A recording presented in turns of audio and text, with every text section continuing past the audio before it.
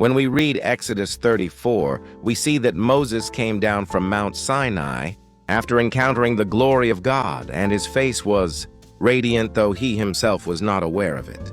This mysterious and even fearful scene invites us today to reflect deeply on what kind of mark is left on a person who has truly met God. Moses did not try to produce this radiance by his own effort. He simply spent time in the presence of God. The radiance on Moses' face was not a light he generated like the sun, but a reflected light, something that naturally remained on him after being exposed to the source of all glory, the glory of God himself. Whom we spend our time with eventually becomes visible.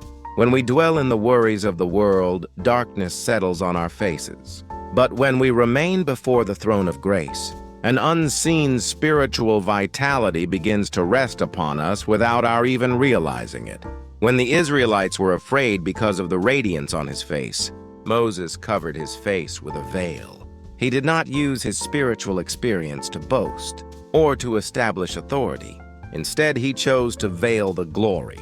Out of consideration for the weakness of the community, spiritual maturity is not found in displaying the grace we have received, but in the restraint that ensures such grace does not become a source of fear or stumbling for others. In 2 Corinthians 3, the Apostle Paul reinterprets this scene and says that the glory on Moses' face was fading. The radiance of Moses symbolized the temporary glory of the law under the Old Covenant. But now, with unveiled faces, we behold the Lord, who was revealed through the cross and through Christ. We are being led into an eternal glory that will never fade. Paul also laments that when the Jews read the writings of Moses, a veil still covers their hearts, preventing them from recognizing that Jesus is the Christ. Even today, various false teachings read the scriptures with a veil over their hearts, failing to discern the truth and producing empty doctrines that deceive many souls. Likewise, our souls today overflow with joy in the light when we draw near to God through his word and prayer. But when we grow too close to the things of the world and distant from God, we find ourselves surrounded by deep darkness before we know it.